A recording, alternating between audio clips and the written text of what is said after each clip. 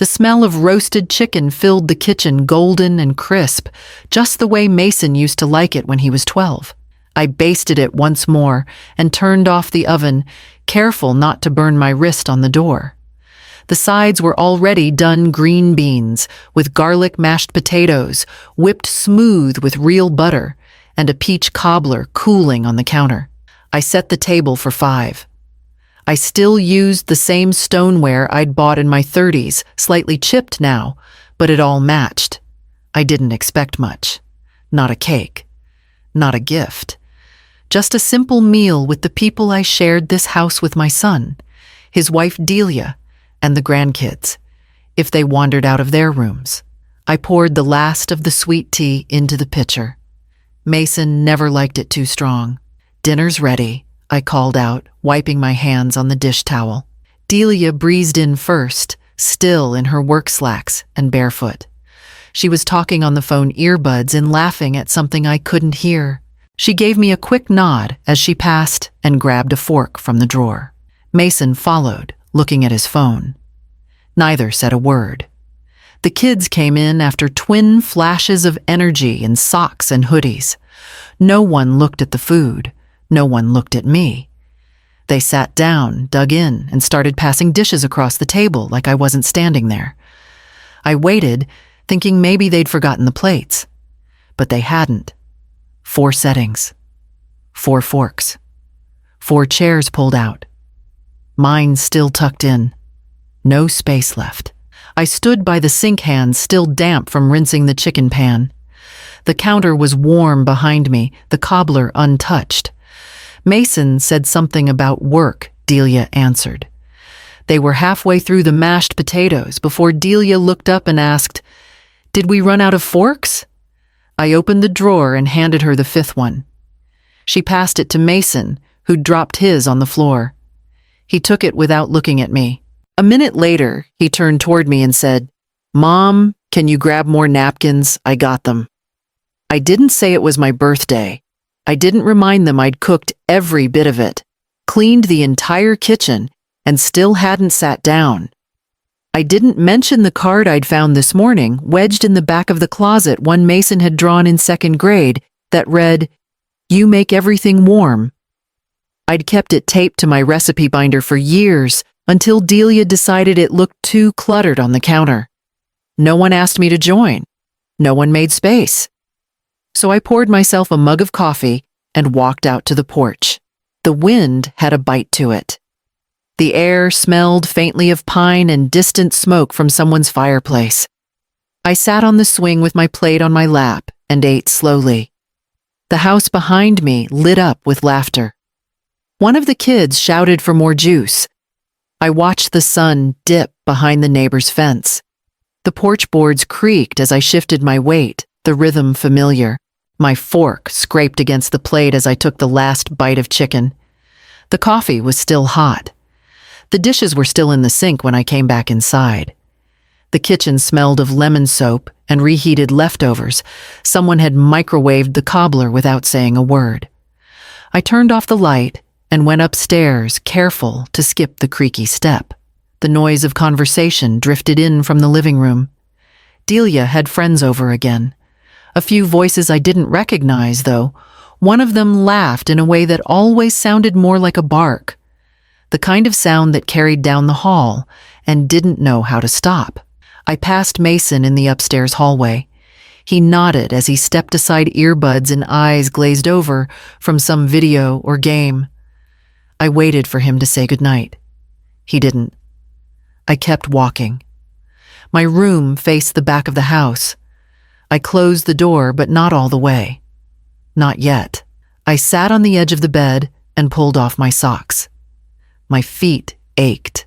It wasn't just the cooking, it was the waiting, the standing, the hoping. That ache always lingered longer than the rest. From the cracked doorway, the living room voices rose again. "Who made the peach cobbler?" one woman asked.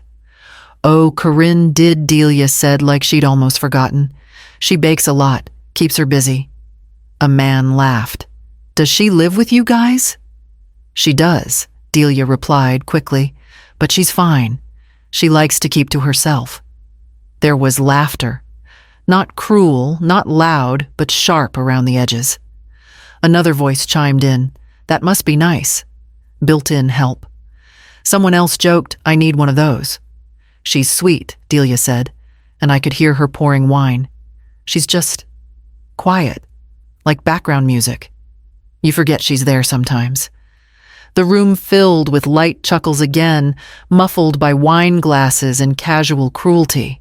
I sat perfectly still on the edge of the bed. My hands rested in my lap. I stared at the floorboards, at the grooves where the varnish had worn down. It was one thing to be overlooked, another to be erased. A few minutes later, the hallway lights flicked off. The sound of doors closing. I heard Mason laugh from his room. A soft ping from Delia's phone, then silence. I lay back on the bed and stared at the ceiling. The fan above turned slowly, blades catching shadows. My own voice felt like a stranger. I hadn't said a full sentence to anyone that day. In the quiet, I thought about the boxes I still kept in the attic, my husband's college sweatshirt, our wedding photo in a bent frame, the letter he left, tucked in a book about perseverance. I'd kept it all, not because I couldn't let go, but because no one had ever asked for any of it. I closed my eyes and listened to the house breathe. Even the silence felt like it belonged to someone else now. Tomorrow, I decided I'd clean out the attic.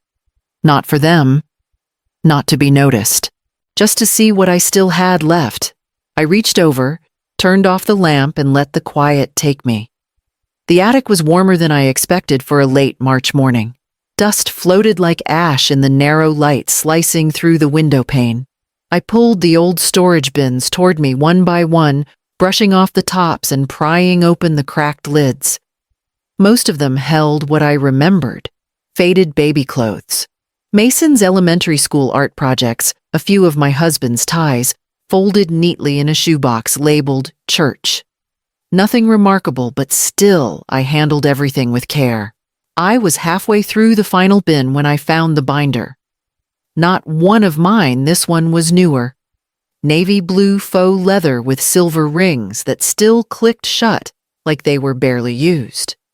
A thin layer of dust coated it, so I wiped it on my jeans before opening the cover. The first page read, Delia and Mason 5-year vision plan. I hadn't meant to snoop, not really, but there it was, laid out in neat sections. Financial family home. Each tab held charts and to-do lists, sticky notes with scribbled deadlines, printouts from budgeting apps, and pictures torn from magazines, kitchens with white marble countertops, smiling children in designer clothes, vacation cottages nestled in forests. Under the home section, I saw floor plans, quotes from renovation contractors, and notes about converting the upstairs guest room into a home office. My current room. There was even a color palette taped to the page, pale green, Delia's favorite. I turned to the family tab. There were goals about having a second child, enrolling the twins in private school, setting up a college savings account. A reminder in Delia's handwriting, Summer 2025 family photos, just us 4. The financial section had a breakdown of shared expenses, projected income increases, mortgage strategies, and a spreadsheet of upcoming large purchases. One note stood out, eliminate non-essential dependents by 2026. I flipped back, looked again. Nowhere in the binder among all the plans, photos, goals was my name. Not in home planning, not in emergency contact lists, not in budget estimates, not even a footnote in the current living arrangements page. Just an invisible presence the way background furniture doesn't show up in real estate listings. I closed the binder gently and sat on the edge of the bin, resting it in my lap. I wasn't surprised. Not really. I'd known deep down that I'd become convenient. A babysitter without a wage. A housekeeper who didn't complain. A placeholder while they waited for something more polished. I just hadn't seen it laid out so plainly. I returned the binder to the bin, but didn't close the lid. Some things needed to be left open, at least for a while. Back downstairs, I poured myself another cup of coffee and stood at the kitchen window. Delia's car was gone. Mason's truck still in the driveway. The house was still. The kind of stillness that used to bring me comfort. Now it just sounded like I'd stepped outside my own story. I sipped slowly, letting the warmth settle. I didn't cry. I didn't rage. I just started making a mental list of what was mine and what I'd leave behind. Every morning, I wake up before the house does. Not because anyone asks me to, but because it's what I've always done. I brew the coffee just strong enough for Mason, but not too bitter for Delia. I know exactly how much cream she likes. Half a splash, no sugar. Mason drinks his black now. I used to ask why, but he'd just shrug. Quicker, he said once. I set their mugs on the counter, always in the same place. I don't leave notes. Don't knock on doors. The coffee is just there, steaming gently by the time they wander into the kitchen. While they sip and scroll on their phones, I fold the laundry. I know which jeans Delia won't put in the dryer and which shirts Mason wears on Fridays. I sort the socks by color, even though no one notices. No one says thank you. But no one complains either, and somehow that has become the reward. The dishwasher hums most afternoons. I load it when the sink fills with bowls and cereal spoons and half-drunk juice glasses. I've memorized the settings. I know not to run it while Delia's on work calls. She says the sound gets picked up on Zoom. So I wait. Evenings, mostly. I wipe down the counters. I vacuum the rugs. I scrub the bathtub after the kids forget to rinse it out. Their toys sit on the edge like sentries, guarding a kingdom no one invited me into. The twins don't call me Grandma, just her. Is she picking us up? Did she already eat? Sometimes I wonder if they even know my first name. At dinner, I plate the food in warm dishes, not because it matters, but because cold plates feel like failure. I serve them first, then I eat standing by the sink. I say I'm not hungry, or that I ate earlier. It's easier that way. Afterwards, I put the leftovers in containers, label them in small print so they don't go bad in the back of the fridge. I seal everything tightly. No one likes the taste of old air. I sweep after they've gone upstairs. I light a candle sometimes, not because I like the scent, but because it hides the smell of grease and silence. Then I sit with a cup of coffee I've reheated twice and look out the window. This has been my rhythm since I moved in. A year and a half ago after the fall that dislocated my shoulder. Mason said it made sense I was already alone, and they had space. Delia agreed, her smile stretched too wide. It'll be good for everyone, she said. It was good, for a while. The twins were small, and I didn't mind the extra laundry. I liked feeling needed. I liked setting the tempo of a house again. But now the tempo plays without me. My coffee goes cold more often. My hands stay busy, but my voice rarely leaves my throat. My name floats around only when someone needs something. Rides errands a babysitter at the last minute. I finish folding the last towel and stack it neatly in the hallway closet. Delia passes me without looking up from her phone. She doesn't see the fresh crease lines or the way I sorted by texture. She walks right past the coffee I just poured her. Still warm, still full. That night, I look up listings again. Quiet towns. One-bedroom cottages. Places with windows that face the morning light. Delia had invited the neighbors over for lunch. 2 couples from down the street, people I only ever saw in passing, waving from their porches or dragging trash bins to the curb. Delia said it was just something casual.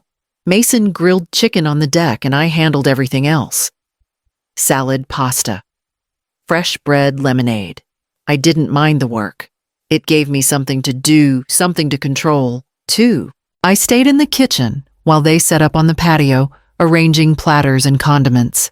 Delia called out, "Once, Mom, can you bring the ice? I carried it out in the metal bucket I kept in the freezer for birthdays." No one asked where it came from, just assumed it would be ready. They talked mostly about the weather, local taxes, and some road construction that would reroute traffic near the elementary school. I sat at the far end of the table near the shade, listening more than speaking. It was easier that way. "Everything looks amazing, Delia," one of the women said. "I think her name was Ruth, and so organized." "I don't know how you manage it all with the kids and work." Delia laughed and waved a hand like it was no big deal. "Oh, I'm lucky. I've got a built-in assistant." There was a pause, then polite laughter. "She means her mother-in-law," Mason added quickly, nudging her. "Oh no, I meant it as a compliment." Delia smiled brightly and patted my shoulder without looking at me. "Corinne is a blessing. She keeps everything running, picks up the kids, helps with dinner laundry. I honestly don't know what we'd do without her. Like having a live-in assistant, really." "Free help," someone joked. More laughter. I smiled. It wasn't tight. It wasn't even angry. It was just there, the kind of smile you practice in mirrors when you've got nothing left to say. I picked at my salad and nodded as if I hadn't heard a thing. No one noticed I'd stopped eating. Later, I rinsed the dishes while Delia poured wine for the guests. I heard her through the window telling Ruth that I liked having tasks, that it gave me purpose. Like I was a lamp or a radio someone forgot to turn off. When the last guest left, she handed me a stack of plates and said, "Thanks for handling everything." They loved the food. I nodded and took them without speaking. Upstairs, I changed into my nightshirt and stared at the listings I'd bookmarked earlier. Oregon, Vermont. A place in the mountains with pine trees. Another near the coast with a screened porch and enough room for just me and my books. I started writing down numbers, agents, addresses, zip codes, the beginnings of something I hadn't dared name out loud. And in the silence of that night, I opened a blank notebook and titled the first page, "Things I Will No Longer Be Asked to Do." The kids had gone to bed early, worn out from a field trip. Delia and Mason stayed downstairs whispering in the kitchen with the kind of urgency that only shows up when they think I'm asleep. I wasn't. I was sitting on the second step of the staircase, out of sight, but close enough to hear. My tea had gone cold in my hands. "She left crumbs on the counter again," Delia said, and I had to re-wash the bath towels. They smelled musty. There was the soft click of a cabinet closing. Mason's voice came next, low but clear. "She's old, Delia. Let it go. It's not about age, it's about boundaries." This was supposed to be temporary. There was a pause. Then Mason muttered, "We're not a charity. She's had a good run here, but we've got plans." "Exactly," Delia said, sharper now. "This house isn't going to grow with 5 people in it forever." 5. I counted them silently. Mason, Delia, the twins, and me, always last. Always the silent 5th. "I've been looking at office layouts," Delia continued. "That back room would be perfect once we clear it out." "You mean her room?" Mason asked. There was a small, uneasy laugh. "We'll figure it out." I set the teacup down on the stair beside me. It rattled softly against the wood. No one heard. They moved on to talk about daycare schedules and a possible bonus Mason might be getting. Something about upgrading the car.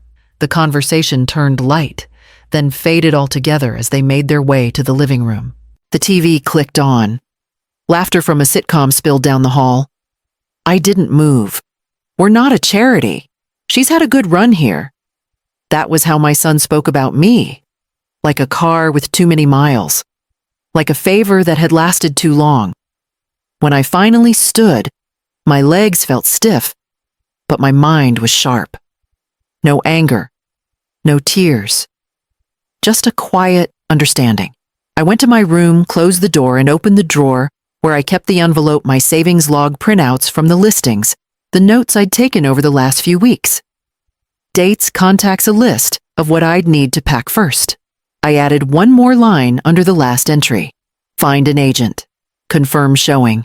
Then I shut the drawer, stood by the window, and watched the porch light flicker against the driveway. I stayed there long enough to see the shadows shift. By morning, I knew exactly what I needed to do. By sunrise, I was already at the dining table, the same one I'd polished every week for 15 years. A stack of manila folders sat at one end, along with a legal pad. My checkbook and the old laptop Mason had given me 2 Christmases ago when Delia insisted my handwriting was charming but inefficient. I opened a new folder and labeled it in small, steady letters, Exit. It felt strange organizing my departure like it was a business transaction.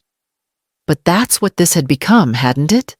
I was a live-in service with an expiration date, one they were already discussing without my knowledge. Fine. Let it be business then. First, I pulled up the listings I'd been browsing quietly for weeks. A cottage just outside Astoria caught my eye again. Small porch-fenced yard, hardwood floors, worn enough to be forgiving. The price had dropped. I bookmarked it. Next, I opened the spreadsheet I'd built in secret. I tracked every expense, every Social Security payment, every small dividend from the account Harold had helped me set up after my husband passed. Corwin used to say, "Even pennies pile up when no one's stealing them." He was half kidding, but I never forgot it. I made a new sheet labeled Contingencies. If the cottage fell through, if the furnace broke, if I had to move earlier than planned, I calculated out 2 years of bare bones living then, 3 just to be safe. I wouldn't be rich, but I wouldn't be dependent either. At 9 sharp, I made the call. Evans Title and Escrow. This is Paul. I hadn't spoken to Paul Evans in nearly a decade, not since Corwin's memorial service. His voice hadn't changed. Still calm, still warm. "Paul, it's Corinne Adair. I hope this isn't a bad time." "Corinne," he said, almost startled. "Not at all. You all right? I'm ready to make a move." Quietly. He didn't ask for context. "You looking to buy or sell?" "Buy. I'll need your discretion." "You'll have it," he said, like it was a promise between old friends. "I'll get the ball rolling." "Do you have something in mind?" I gave him the listing. He said he'd check on the agent and call me back by the end of the day. I hung up, folded the page of notes I'd taken during the call, and slid it into the folder. Then I clipped it shut and placed it at the bottom of the stack beneath old tax returns and medical records. No one in the house ever looked at my things. They wouldn't start now. By noon, I was washing sheets. Mason thought I did it out of habit. Delia thought I was bored. But I was just getting ahead one task at a time, so when it was time to go, there wouldn't be anything left behind that felt like a loose end. I cleaned my shoes. I made a list of what I'd take. 3 boxes, maybe 4. I wouldn't need much. The coffee maker gurgled in the background. The twins played upstairs. Delia laughed at something on a call. Mason passed through the hallway, keys jingling, and asked if I'd check the mail. I said I would. Then I locked the folder in the drawer, tucked the key into my apron, and started packing the first box. I woke before the alarm. It was still dark, thick, full dark, the kind that wraps around you like a second skin. The house was silent, the kind of silence I used to call peaceful. Not anymore. Now it was the sound of being erased slowly. I dressed in layers jeans, a soft sweatshirt, the cardigan Corwin bought me for our 30th anniversary. I packed my slippers last. Everything else had been prepared the night before, 4 small boxes taped and labeled a suitcase with wheels. The folder marked Exit tucked inside my tote. I moved like I'd practiced it in my sleep. Downstairs, the kitchen clock read 3:52 a.m. The coffee maker was off for once. I didn't turn it on. I didn't want the smell to wake anyone. I paused in the living room. The couch where Mason napped during football games. The corner table with the lamp Delia always left on too long. The bookshelf I had filled when I moved in, now stuffed with home decor magazines and toy instruction manuals. I didn't say goodbye. I didn't need to. The front door creaked like it always did, but no one stirred. I walked the boxes to the car in 2 trips, careful not to let them thump against the back seat. My sedan groaned a little under the weight, but it held. It always did. Inside, I wiped the counters one last time. I took the trash out. I folded the dish towel and hung it over the oven handle. At 4:08, I turned off my phone. Not silent, not airplane mode, off. If they needed me, they'd have to feel the absence, not chase a signal. The porch light flicked off automatically behind me as I pulled out of the driveway. I didn't look back. There was nothing left in that house that belonged to me, not even the memory of me. The road was empty, slick with dew. The town was still asleep. I passed the gas station, the library, where I used to volunteer, the bakery with the blue awning. Mason never once stopped at, even when I hinted. 3 blocks down, I made a right onto the highway and kept going. I knew exactly where I was headed. Paul had called the night before with the final word the seller had accepted. Papers, signed, keys ready. All I had to do was arrive. The sun started to show itself about 40 minutes into the drive, low and slow behind the pine trees. It didn't greet me like a beginning. It just nodded as if to say, finally. I sipped from the thermos I'd filled before I left. Coffee, black. No sugar. Just enough to keep me awake until the coast. The boxes shifted gently in the back seat when I took the bend near the overlook. I glanced in the rearview mirror not to see the house behind me, but to catch one last look at myself. Tired eyes. Set jaw. No tears. Not yet. I kept driving until the town disappeared in the mirror and the road became mine alone. It was smaller than the pictures made it seem. The white trim had yellowed from sea air, and the porch steps groaned under my weight as I climbed them. But the front door opened without sticking, and the floors didn't complain when I walked across them. That was enough. Paul had left the keys in a locked box under the welcome mat, just like he said. I opened the door and stepped into a living room that smelled like dust pine and ocean salt. The curtains had been drawn, but light filtered through anyway, soft, stubborn light that didn't need an invitation. The furniture was gone, save for a small table left near the window and a metal folding chair someone had forgotten in the corner. I set my tote on the table and stood still for a moment, just breathing. No voices upstairs, no hallway conversations, no Delia clinking dishes or Mason asking for the mail. No twins arguing over tablets. Just the wind and the sea, a low, constant rhythm, like something exhaling just outside the walls. I unloaded the car slowly. The boxes went into the front room, where the sun touched the floor at an angle that made even old wood look gold.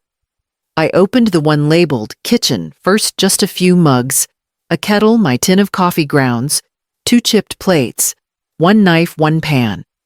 I made a pot right there on the stove. The burner clicked, then caught. I watched the flame curl blue under the kettle and felt more seen by that tiny flicker than I had in months. The cupboards needed wiping down. The sink leaked. The hallway door had a hinge that stuck, but there was no pile of shoes to trip over. No calendar crowded with other people's names, no one asking where I was going. I set my books on the windowsill in the bedroom, books no one had moved, borrowed, or stacked under toys. I ran my hand along the old wallpaper, faded florals, with edges curling like pages in a book too long unread. That night, I dragged the mattress from the car onto the bedroom floor. I hadn't bought a bed frame yet. It didn't matter. I slept with the windows cracked open and the ocean air moving through the room like a lullaby. I'd forgotten the words to, but still remembered the tune. The next morning, I stood barefoot on the porch with a steaming mug and watched the street wake up. Just one car passed, a boy on a bike, a neighbor walking her dog who waved when she saw me. "New here," she called out. I nodded. Just arrived. She smiled and kept walking. No questions, no assumptions. Just a wave and a moment of acknowledgement. Inside, the floor creaked under my feet as I stepped back into the kitchen. The coffee was still hot. The light stretched across the counter. For the first time in years, the silence around me didn't feel like erasure. It felt like choice, like space, like something waiting to be filled only if I wanted to. I hadn't planned to post anything. I hadn't posted in over a year. No birthday wishes, no family photos, not even the twins' school events, though I took the pictures. But that morning, the light hit the porch just right. My coffee steamed in the breeze. The wood beneath my feet was cracked but warm, and the quiet didn't press on me like it used to. So I took a picture. Just a coffee mug, a sliver of sea in the background, and a pale blue sky stretching out like it had been waiting for me all along. I tapped a caption out without thinking too hard. Peace, finally. I hit post. Then I closed the app and went back to staining the porch rail. The messages didn't start until hours later. First, Mason. Mom, where are you? Call me. Then again. Seriously, what's going on? Did something happen? Then Delia? Did she take the car? I can't find her charger. I turned off notifications. By the time I checked that evening, my inbox was full calls, texts, even a voicemail from Delia's mother, which surprised me more than it should have. She said she was concerned, that disappearing like this wasn't healthy, that the children were confused. They'd seen a coffee mug on a porch and unraveled completely. I didn't respond. Instead, I made myself a small dinner scrambled eggs toast, some strawberries from the market down the road, and sat out on the porch again, watching the last of the light fall across the yard. I'd planted nothing yet, but the soil looked patient. The next day, Mason left a voicemail. Mom, look, just tell me where you are, okay? We're not mad. We just need to know you're safe. You can't just vanish and expect no one to worry. But I hadn't vanished. I'd simply walked out of a room they never noticed I'd entered. Delia sent a message too. The kids asked where you were. I didn't know what to say. I read it twice. Not because it hurt, but because of what it implied I was only valuable when someone else asked for me. I poured another cup of coffee and went outside. Across the street, the neighbors' wind chimes sang in the breeze. A cat curled on the porch steps. The town went on without ceremony, as if it had already welcomed me. That night, I opened my photo app and looked at the post again. 53 likes. 3 comments. All from women I hadn't spoken to in years. Good for you. That's the dream. Took me until 68 to get there. Worth every second. I didn't reply. I didn't add anything else. The photo didn't need context. It wasn't a declaration or a performance. It was just a moment of stillness I'd earned. And somewhere back in that too large house filled with schedules and noise, they were scrambling to understand a truth that had never crossed their minds. I didn't leave because I was angry. I left because I was done asking to stay. The message came at 6:42 a.m., right as I was bringing in the mail from the box at the end of the gravel drive. A long paragraph, no greeting. Just her voice in text, polished and clipped, like always. We've been trying to reach you. The kids miss you. Mason's been distracted, and I've been juggling a lot. I didn't realize how much you did for this family until now. It's been harder without your help. We weren't trying to push you out. Please let us know where you are, just so we know you're safe. I stood at the edge of the porch phone in one hand, mail in the other. The ocean murmured somewhere beyond the dunes, and the sky had that early haze it always got before warming up. I read the message twice. I didn't feel angry. I didn't feel flattered. If anything, it was exactly what I expected, a polished concession without an apology. A vague emotional appeal wrapped around the same thing they'd always wanted: my presence, my function, my labor. She didn't miss me. She missed the fact that I remembered which snacks the twins liked, that I folded towels the way her mother never had time to teach her, that I answered always when no one else would. I placed the phone on the porch railing and opened the electric bill. Lower than last month. I smiled. Inside, I put the mail on the kitchen counter, just mine. Just one stack. I didn't have to organize 3 separate piles or remind anyone what was due. No one would sigh and ask if I'd already paid it. I made coffee and sat at the small kitchen table, the one I'd bought secondhand from a woman down the road who was moving to be closer to her grandchildren. She'd cried a little when I handed her the cash and said, "This table's held 20 years of stories." I hadn't told her I didn't need stories. I just needed space. I left Delia's message unread for the rest of the day. Not deleted. Just untouched. I wanted her to see the delivered mark every time she checked. Let her sit in the quiet, the same one she used to describe me. That afternoon, I dug out the good shears and started trimming the hedge. A neighbor waved as she walked by with her dog. I waved back, and neither of us crossed the line into conversation. Just a wave. Enough. When I came back in, my phone had a second message. This one shorter. From Mason. "Can we talk?" Just us? I stared at it longer than I meant to, but I didn't reply to him either. Instead, I picked up my pen and added a new line to my notebook, the one I'd started after I left. "They don't miss you. They miss what you did." And underneath that, "Peace costs less than loyalty." The house was quiet, except for the hum of the fridge and the tick of the small clock I'd hung above the stove. I sat there until the sun slanted across the floor, golden and indifferent. Then I got up, opened the hallway closet, and pulled out the spare set of sheets I'd been meaning to wash. The lawyer's office was smaller than I expected, no sleek marble lobby, no receptionist behind a glass desk.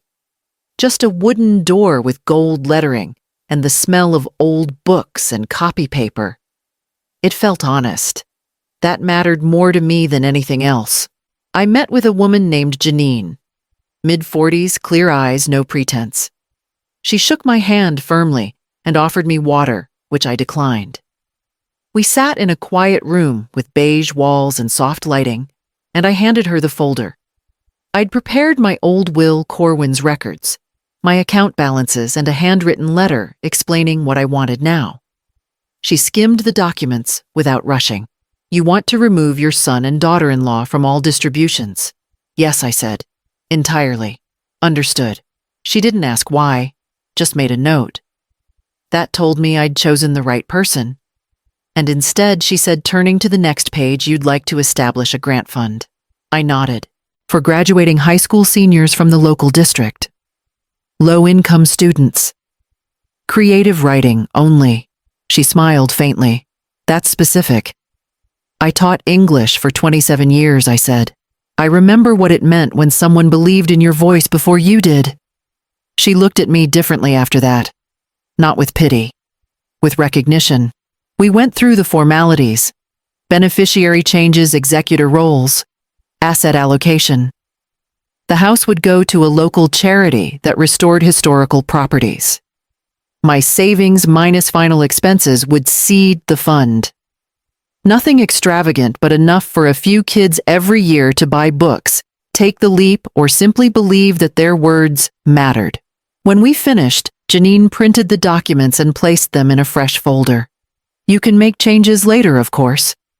"I won't," I said. "Family sometimes comes around."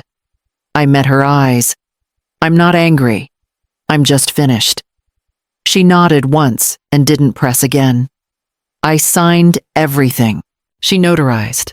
We shook hands and I stepped out into the coastal wind, the paper warm from my touch and final in my hands. Back at home, I filed the new will in the safe with the utility receipts and property deed. I didn't feel triumphant. I didn't even feel brave. Just aligned, like my life had quietly rotated into place with no one watching but me. That night, I made a sandwich and sat by the window with a pencil and an old poetry journal I hadn't opened in years. The pages still smelled like chalk dust in autumn. I wrote one line, "Not every goodbye needs an audience." And then I turned the page. I'd just finished picking out oranges when I heard my name. Mom. I didn't turn right away. The voice was cautious, softened, but not unfamiliar. Corinne, this time firmer. I turned, and there he was, Mason, standing by the cereal aisle alone, hands in his jacket pockets like a boy who knew he shouldn't be here, but came anyway. He looked tired. Not thinner, not sick, just weathered. The way people do when things have slipped out of their control and they're still pretending they can hold the pieces together. "I figured it was you," he said. "Saw the car outside." I nodded and turned back to the produce. "What brings you this far west? Had to meet a contractor in Seabrook. Thought I'd grab some groceries." I moved past the apples and toward the bread aisle. He followed. Not close enough to feel like pressure, but too close to ignore. "We've been calling," he said. "I know. We were worried." I stopped in front of the sourdough. He waited like he expected me to say something.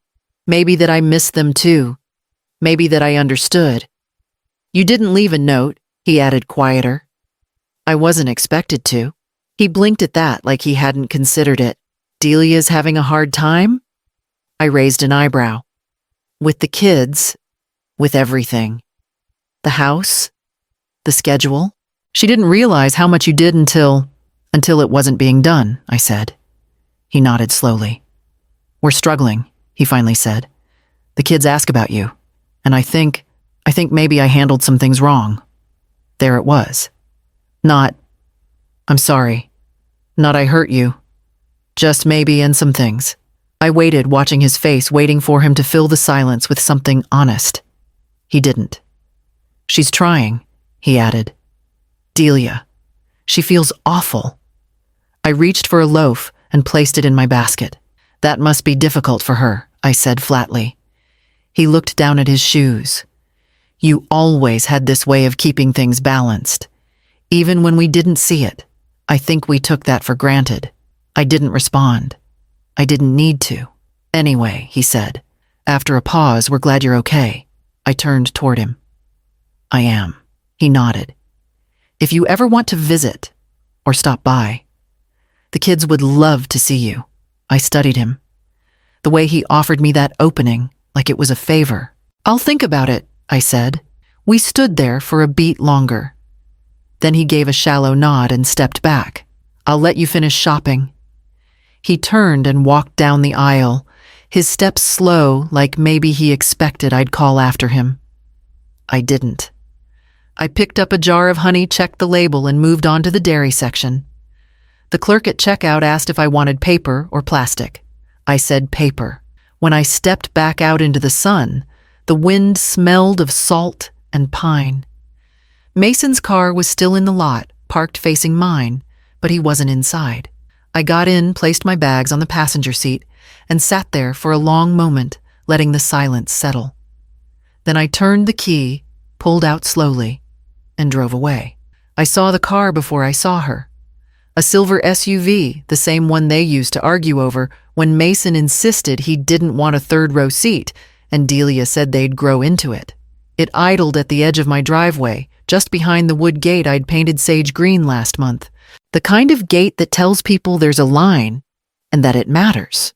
The engine cut, and the door opened.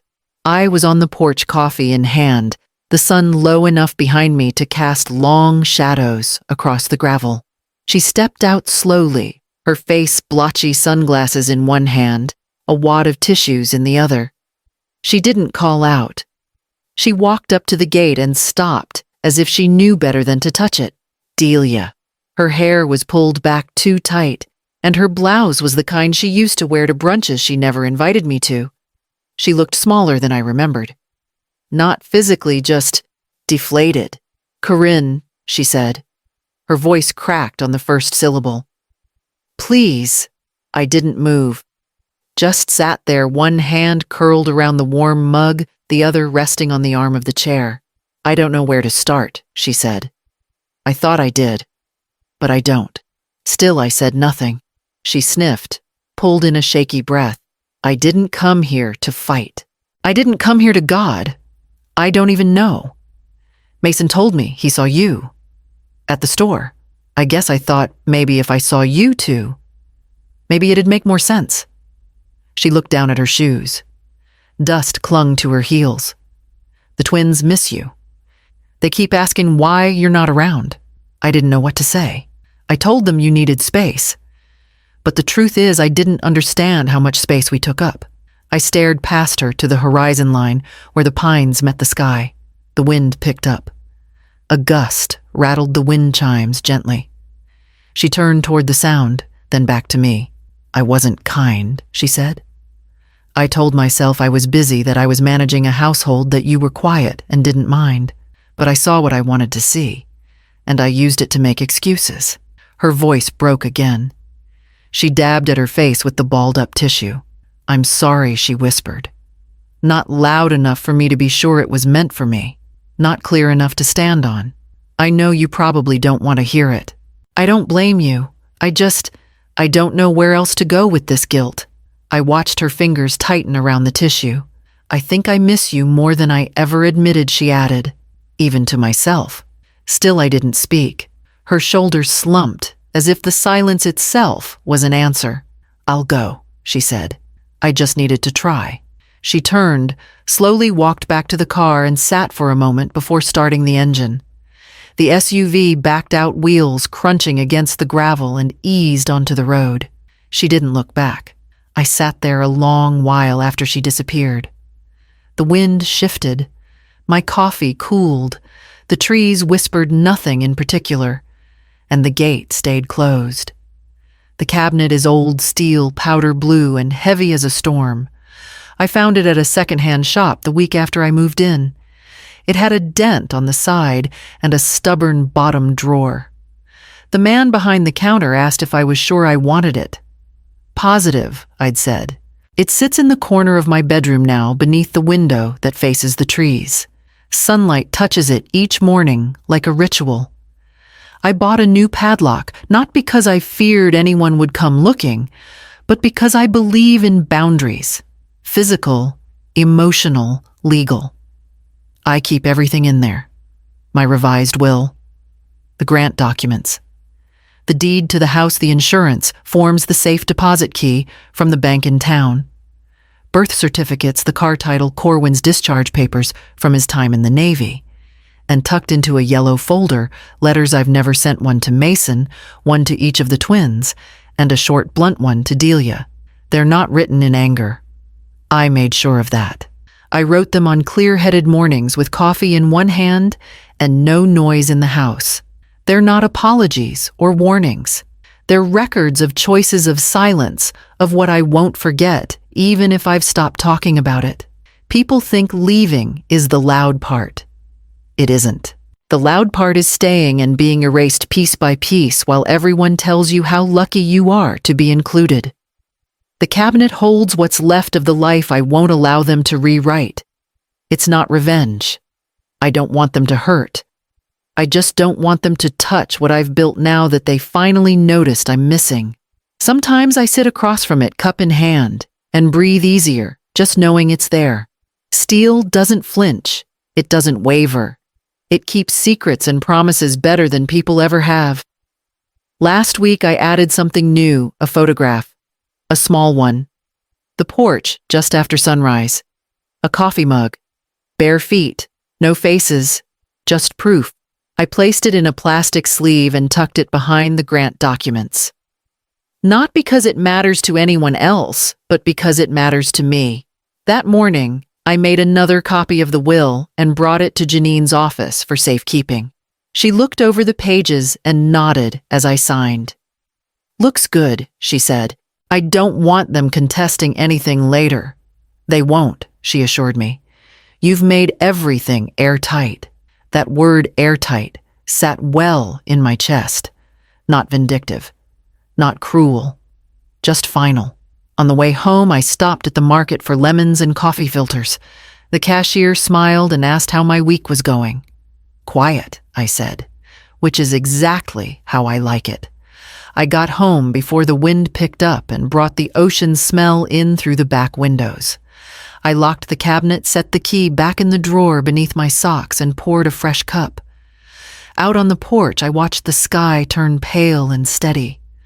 The phone sat inside on the charger, still quiet. They hadn't called in days. I hadn't heard from Evelyn in nearly 7 years. Not when Corwin passed. Not during the move. Not when I quietly sold the little house we grew up in to pay off our mother's nursing bills. She didn't even send a card, just a curt email about liabilities and not being in a position to help. We never fought, not outright. Just drifted the way sisters do when one always gives and the other never does. She stayed in the city working corporate, drinking wine that had a name you couldn't pronounce, marrying twice, childless by choice. She said I was too sentimental. I said she was allergic to roots. So when I saw her name flash across the screen, Evelyn, missed call, I stared at it like it belonged to a different life. She hadn't called when I vanished, but she was calling. Now I didn't answer. I let it go to voicemail. She left a message. Of course she did. Corinne, it's Evelyn. I heard through a friend that you've retired somewhere coastal. Must be nice. Listen, I'm not going to pretend we were ever close, but you're still my sister.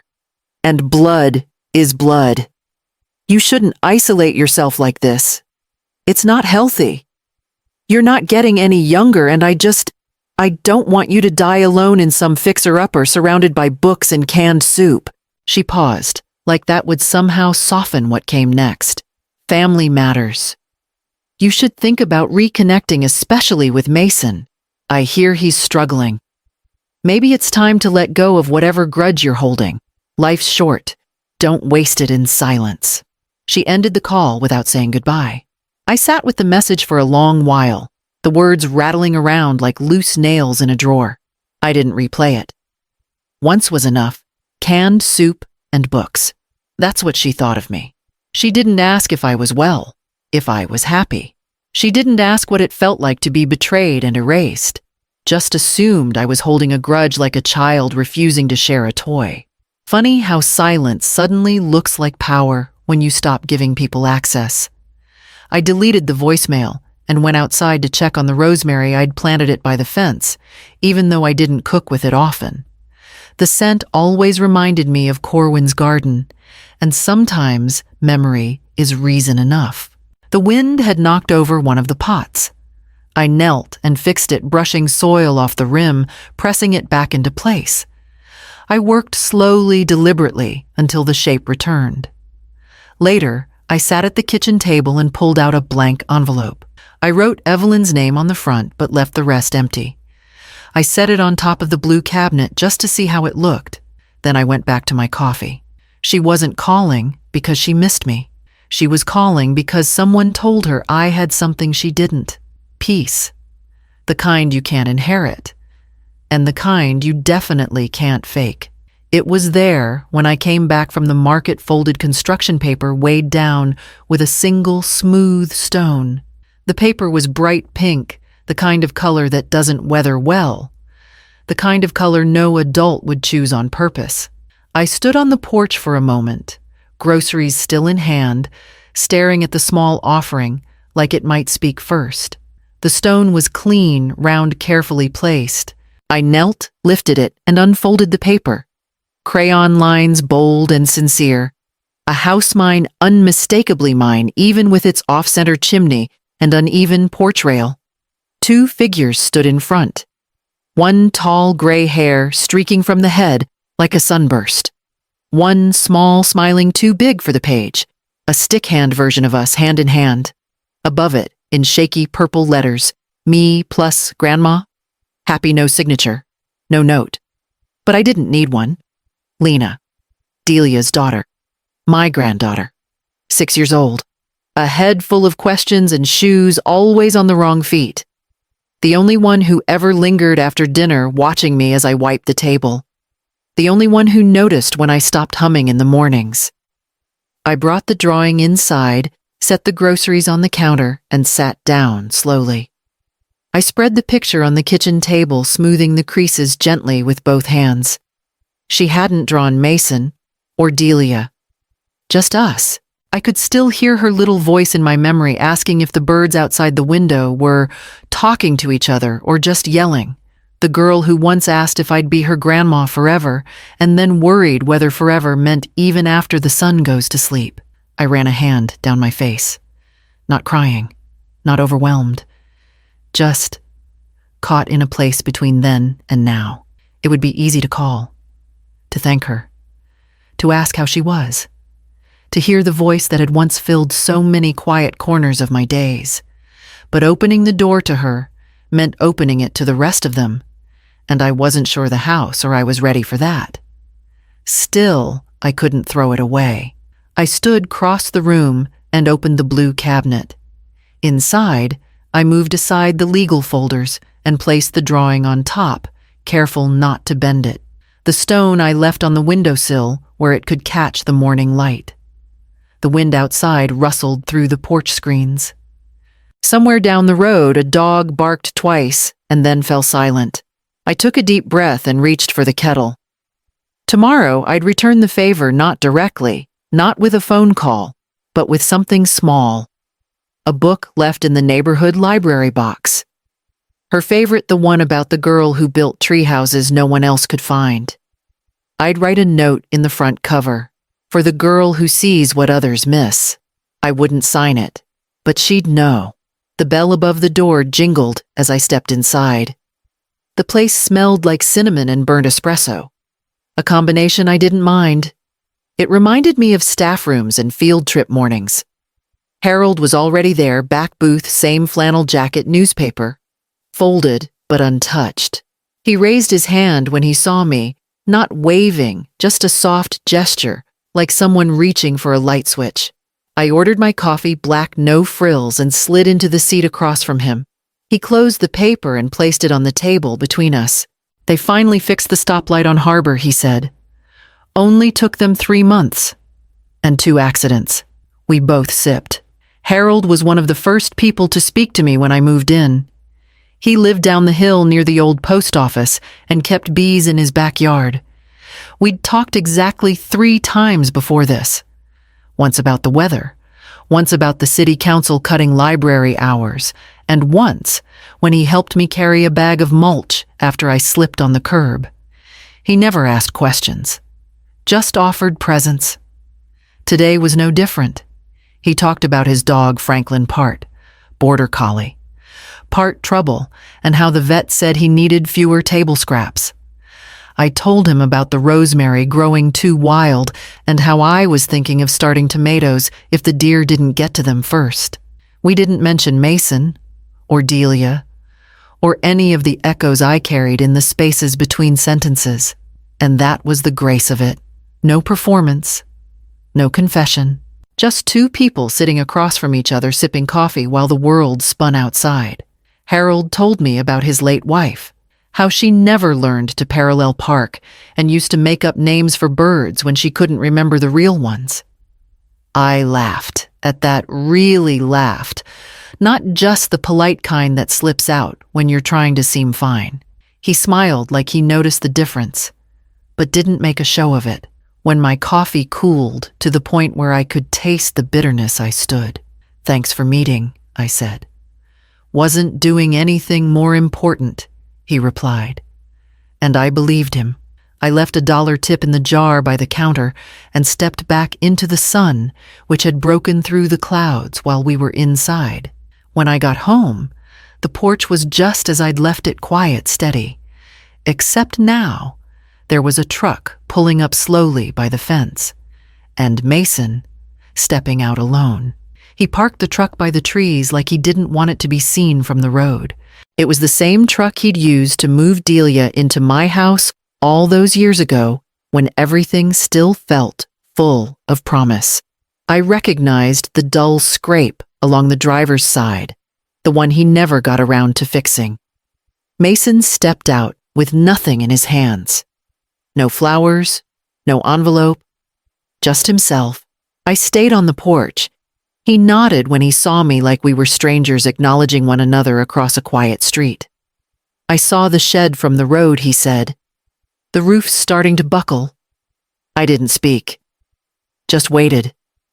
I have tools in the truck, he added. Thought maybe I could patch it up for you. His voice was calm. No edge, no performance. Just a man stating a simple offer. The shed had needed work since the last heavy rain.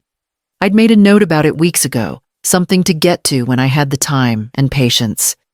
But now it stood behind the house, leaning just slightly, like a shoulder sagging under too much history. I'm not here to make anything up, Mason said. I know it's late. Probably too late. Still, I said nothing. I just thought maybe I could do something useful. For once. I looked at him for a long moment. He didn't fidget. He didn't fill the silence with apologies or explanations. Just waited. Eventually, I stood and went back inside, leaving the screen door open behind me. I heard him take that as permission. He worked for the better part of the afternoon. I watched from the kitchen window him on the ladder measuring twice, cutting deliberately. No swearing, no slamming tools, just quiet focus, the kind that comes when there's nothing left to prove but the act itself. When I brought him a glass of water around 4, I set it on the porch railing. He looked up, nodded, and took it with a quiet, "Thank you." That was all. He didn't ask to come inside. Didn't mention Delia. Didn't press. By sundown, the shed was straight again. Not new. Not flawless. But standing tall, the way something honest does. He packed up his tools slowly. When he came back to the porch, he didn't linger. "I'll leave you be," he said. "Just wanted you to know I see it now, what I let happen. What I didn't stop." He hesitated. "I don't expect anything, but I wanted to do at least one thing right." I met his eyes. They weren't pleading, just tired. "You should head out before dark," I said. He nodded once and turned away. This time, I didn't watch the truck disappear. Instead, I walked around back and stood in front of the shed. I ran a hand along the new wood, still rough along the edges. It would hold, and for now, so would I. Inside, the phone blinked once. A message waiting. Not his. A woman's voice. Evelyn. The brush moved slowly in my hand. The paint was thick, the color deliberate, black matte, no shine. I'd taped the edges of the porch post the night before, knowing I'd wake with the need to do it before I could talk myself out of it. I wasn't trying to make a statement. Not to them, not to anyone. I just wanted something with my name on it. Not a deed, not a folder tucked into a drawer, not a bill or an envelope with a barcode underneath, just a name. Visible. Solid. Mine. Hollis, 4 letters. Not elegant, not unusual. But mine. It had belonged to my husband. Before that, to his mother. And now it lived here, pressed into wood grain by my own hand. I paused after the final stroke. The S curved differently than I meant it to. No matter. It was enough. I sat back and looked at it, not proudly, not sentimentally, just honestly. It's easy to forget your name when people stop using it. In that house with Mason and Delia, I was just she or her, as in, she already ate or her laundry's still in the dryer. I'd stopped correcting them the day I realized they weren't saying it to be cruel. They just didn't think I noticed. But I always noticed. The slow erasure. The polite vanishing. So now the name lived here. In the sun. In the salt air. No explanation needed. The wind tugged gently at the hem of my sleeve. I glanced down the gravel path where a few daffodils had pushed through the fence line. No one knew this place but me. Not Evelyn, not Delia, not Mason, really. Not even after the shed. They knew where it sat on a map, but not what lived inside it. The quiet mornings. The pantry full of jars labeled in my handwriting.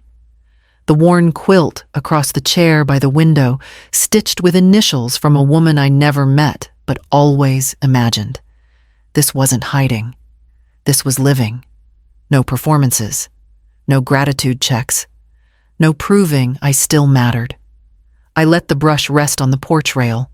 The paint would dry in an hour. The name would stay much longer.